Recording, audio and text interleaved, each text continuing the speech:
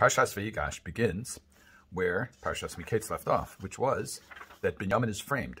Yosef had a goblet planted in Binyamin's sack, and it was discovered. So Binyamin is set up for incarceration. Yehuda approaches Yosef, and he says as follows. The verse says, Vayigash elav Yehuda. Yehuda approaches Yosef to intervene, to plead.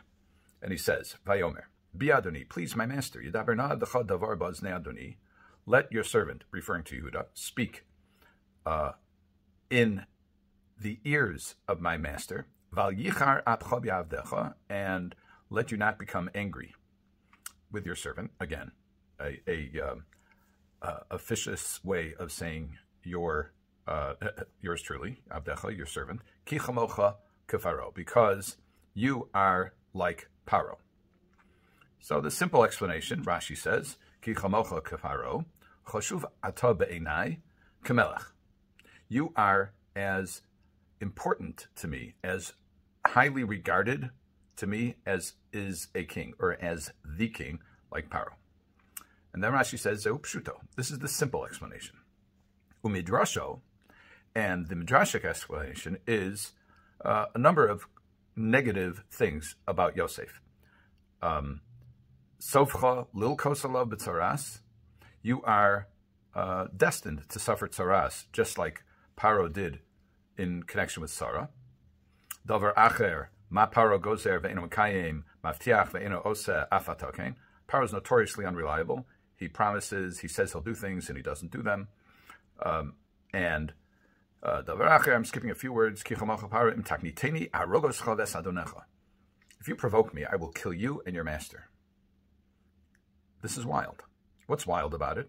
Well, Rabbi Yaakov Kaminetsky observes that the Medrash seems to do a 180 on the simple explanation of the verse. The simple explanation of the verse is, you, Yosef, are so great that you are just like Pharaoh.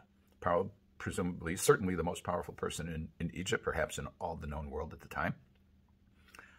So the simple meaning is, you are just as powerful, just as important as Pharaoh is. And then along comes the Medrash and says things that are inconsistent with a simple explanation. The Medrash says, you're going to suffer like with Saras. You have no integrity like Pharaoh, who says he's going to do things and doesn't. And then finally, if you provoke me, I'll kill you. How does the Medrash, asks Rabbi Yaakov Kaminetsky, and it's something that should puzzle any sensitive reader when he reads this Rashi, how does the Medrash say things, put words in Yosef's mouth, in Yehuda's mouth, that are diametrically opposed to the simple understanding of the verse? Rabbi Yaakov says that the Medrash sees an implication and says that we frequently communicate on more than one level. There's an explicit declaration, and then there's implicit meaning, implication of the meaning. And if we examine the verse, first of all, we see, as the Netziv points out, that Yosef says, Yedaber na avdecha davar baznei Adoni. So the Yosef is speaking into the ears. Let me speak into your ears, meaning he's whispering. He's saying something he doesn't want others to hear.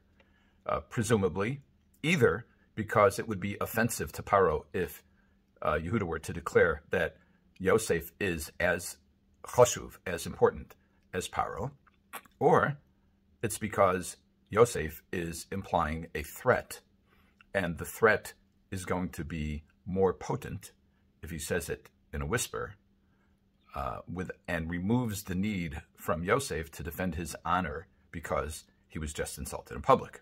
But this still doesn't answer Rabbi Yaakov's question about how could it be that the Medrash seems to take a completely negative approach towards what Yehuda is saying to Yosef, as opposed to a positive approach, which seems to be the simple meaning. And Rabbi Yaakov says, or he reads into this, he doesn't say this explicitly, but I think this is where he's going. Ki chamocha k'Pharaoh. You are like Pharaoh. He doesn't say how he's like Pharaoh. It's also a moment of extreme agitation for Yehuda, and he's defending his brother and attempting to honor a commitment that he made, that Yehuda made to his father. And under those circumstances, sometimes we drop a line that on its face sounds like one thing, but when you dig deeper, it sounds like another. You might say, to take a pedestrian example, the Cubs played well in this game. Now, that could be taken as a compliment. Cubs played well in this game. It could also be taken to imply, in contrast to other games, where the Cubs didn't play well at all. And Rabbi Yaakov adds that this is not just a technique in Medrash, but it's actually a fact of life. He says that we have a general, you could call it an approach or an understanding, that statements in the Torah can be understood on multiple levels. It's sometimes referred to by the acronym Pardes. It stands for Pshat, Remez, Drash, Sod. Pshat is simple explanation, Remez is an allusion, Drash is extracting additional or deeper meaning, and Sod would be mystical or perhaps understood on a human level, a subconscious expression. And Rabbi Yaakov says that this is not simply a rule in midrashic interpretation or a Torah interpretation, but it's true about human beings as they speak. And we all speak in words that most of the time we expect or we intend for people to understand them simply and literally.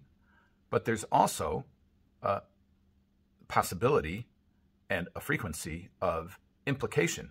And sometimes the implication is different from the simple explanation. And when the Medrash says that this is what Yehuda was saying, according to Rabbi Yaakov, he didn't actually say these words, but he's playing perhaps on Yosef's insecurity, on the knowledge, apparently, that Yosef, everyone knew Yosef was an Eved, and one of the explanations for the Medrash's claim that Pharaoh is Gozer ve'eno Makayim, he says he's going to do something and doesn't, is that there evidently was a law in Egypt that a slave couldn't become a minister. And here, a slave became a minister. So he's subject to criticism and critique on those grounds. Yosef may have been in a position, because of the confrontation, to also be sensitive to other implications of the statements of Yehuda. So when it says, when Rashi quotes the Medrash, and the Medrash says, Im takniteni aharogoscha ve'esadonecha, if you provoke me, I will kill you and your master.